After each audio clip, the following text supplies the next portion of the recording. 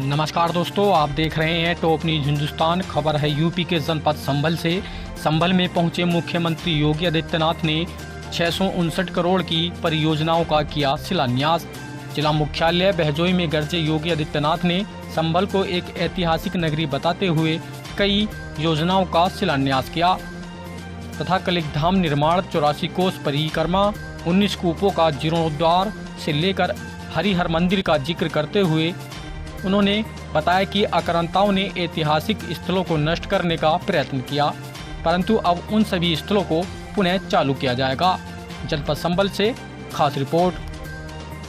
भेदभाव के शासन की योजना का लाभ हर गांव, हर गरीब, हर किसान, हर नौजवान को देंगे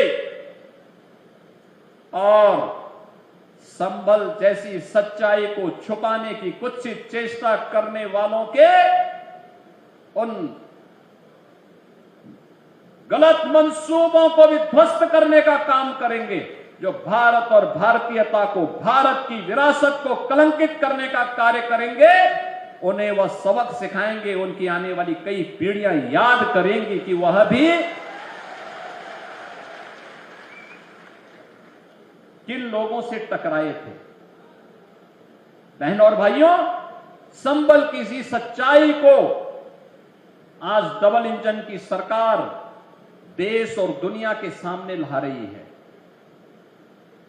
हमारे पास शास्त्रीय प्रमाण भी है, हमारे पास पुरातात्विक प्रमाण भी है, हमारे पास लोक मान्यताएं भी हैं और हमें सब कुछ बताने के लिए हमारे पास है।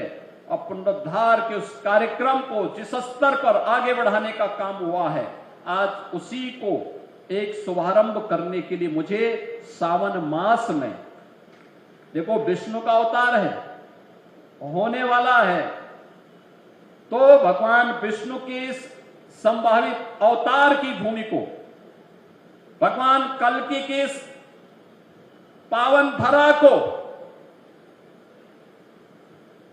श्रावण मास में, यानी भगवान शिव का महीना है, तो हरि का भी और हर का भी एक साथ समन्वय आज यहां पर हो रहा है। इसलिए हम लोग आज यहां पर अगस्त देश का स्वाधीनता दिवस प्रधानमंत्री जी ने आह्वान किया है, हर घर पे तिरंगा फहराना है। 13, 14, 15 हर भारतवासी अपने घर के ऊपर भारत के आन बान शान के प्रतीक तिरंगा लहराने का काम करिए।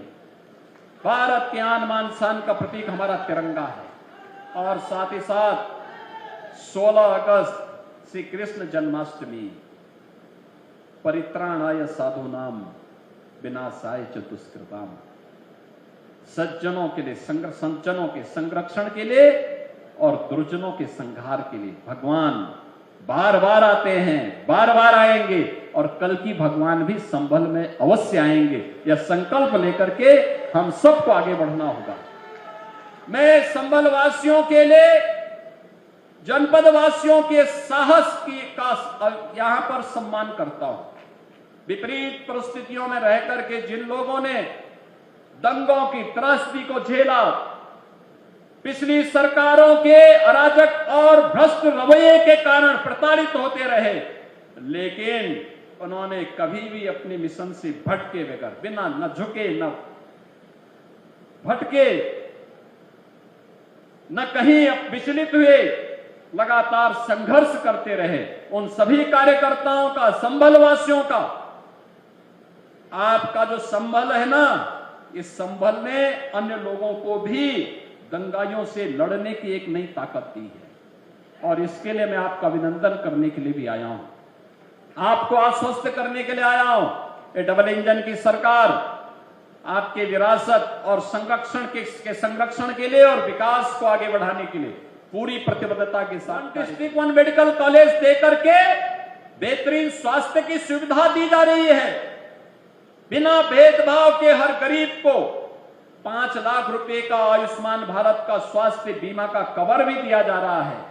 राशन की सुविधा उपलब्ध करवाई जा रही है, हर गरीब को आवास की सुविधा उपलब्ध करवाई जा रही है और हर बेटी के लिए शिक्षा के साथ साथ उसकी शादी का इंतजाम के लिए भी सरकार बेटी को विदा करने के लिए भी 1 लाख रुपए का अनुदान सामूहिक विवाह योजना के माध्यम से उपलब्ध करवा रही है। युवाओं के लिए भर्ती के अभियान को भी बिना भेदभाव के आगे बढ़ाया जा रहा है। पिछले 8 वर्ष में 8.5 लाख नौकरी, अभी हाल ही में 60,244 पुलिस की भर्ती की प्रक्रिया को सकुशल संपन्न किया गया। हर जनपद के युवा आए थे, चेहरा नहीं देखा गया, जाति नहीं देखी गई। उत्तर प्रदेश का नागरिक है, उसको अधिकार मिलना ही चाहिए, हर हाल में उसका अधिकार उसे दिया जाना चाहिए। लेकिन उत्तर प्रदेश के हर नागरिक को सुरक्षा की गारंटी भी चाहिए। और इसीलिए हम कहते हैं, पिछली सरकार में दंगे होते थे, अराजकता फैलती थी, शोषण होता था, न बेटी सुरक्षित थी, न व्यापारी सुरक्षित था। आज बेटी भी सुरक्षित है, व्यापारी भी सुरक्षित है, हर उत्तर प्रदेशवासी सुरक्षित है, केवल दंगाई सुरक्षित नहीं है। दंगाई के ऊपर महाकाल अब अपना वास्तविक असर दिखा रहा है।